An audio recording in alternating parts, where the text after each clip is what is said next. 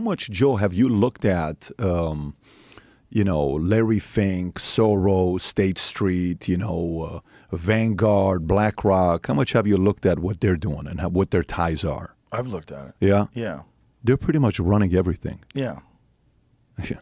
S&P 500, the number that 88% of the companies on S&P 500, 88% of them, the largest shareholder of those companies is either State Street, BlackRock, or Vanguard.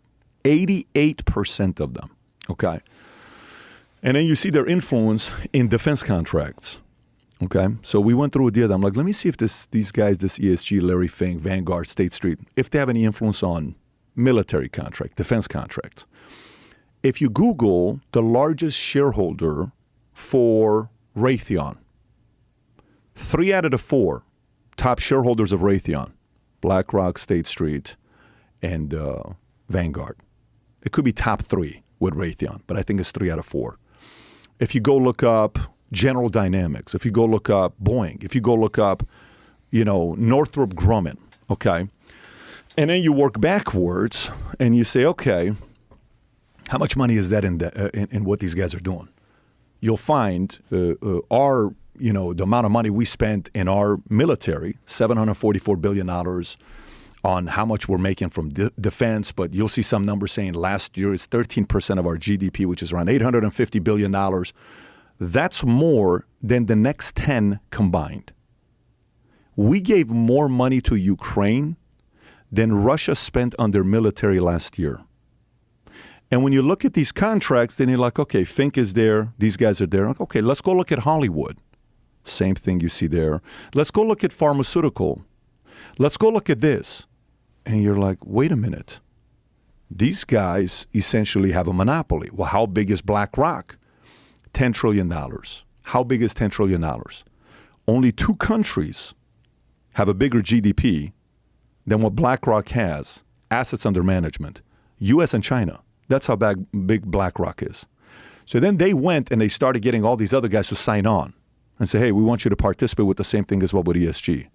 And they ended up having, I think they had 31 signers. I think end of 2022, they got 60-something signers for a total of $70 trillion of assets under management that they're controlling. So now they're controlling other places. And just recently, if you saw the rebuilding of Ukraine, did you see this contract? Rebuilding of Ukraine, $400 billion contract. BlackRock and Chase is helping rebuild Ukraine. And then, okay, I'm not a conspiracy theorist, but what the hell is going on here? They have that much control to get everybody to do what they want them to do? Yes. So Dylan Mulvaney, who cares? Why? Bud Light. How does that tie up? You got the DEI, the HRC, the human rights, and all this stuff. And then you go even deeper, which is even the crazier part with, the education, schools. Like, the biggest union we have in America, I think it's National Education something. NEA is the largest union we have. 3 million teachers are part of that union. And you look at that and you go deeper in that with open society and who's funding it, who's the money behind these organizations. Comes back, Soros. How do you feel about the kind of power they have right now to fight against them? Because this isn't like a billionaire can come out and say, I'm going to go up against these guys. They don't have a little bit of money. A billionaire to these guys is nothing. They got the kind of control that can make companies fire boards. They can replace CEOs. They can replace leaders if they don't like. They have their hands so much into it where many times when people say the people of power, I'm kind of like, who are the people of power? Are you convinced these guys are really running the world? Or what do you think about what some of these bigger companies are doing, like State Street, Vanguard, and BlackRock? Well, they certainly have massive amounts of influence. What do you think they're doing? The question is, how do you fight it? Like, for example, the way we fight mainstream is by what? The show that we do.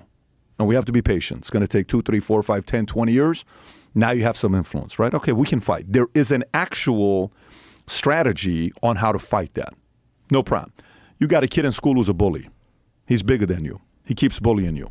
You have a strategy on how to beat the guy. You take a year, jiu-jitsu 2 years, this, that. Boom. One fight, he knows, I'm never going to touch Joe again. Screw this thing. I'm not doing this no more, right? There is a play to it. When you have this much, Joe, 88% of S&P 500 companies, that is a form of a monopoly. If I'm a president, whether it's a Trump or whoever else goes out there and does it,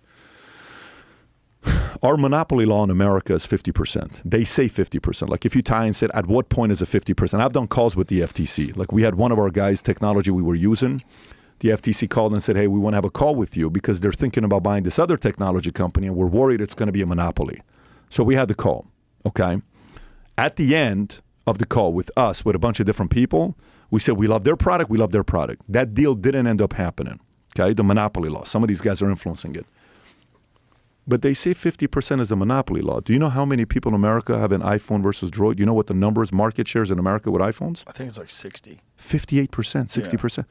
That is already a monopoly. But who's knocking on the door of Apple? Tim Cook saying, hey, Tim, you got 58%. That's breaking a monopoly law. Nobody is. I think someone's got to break apart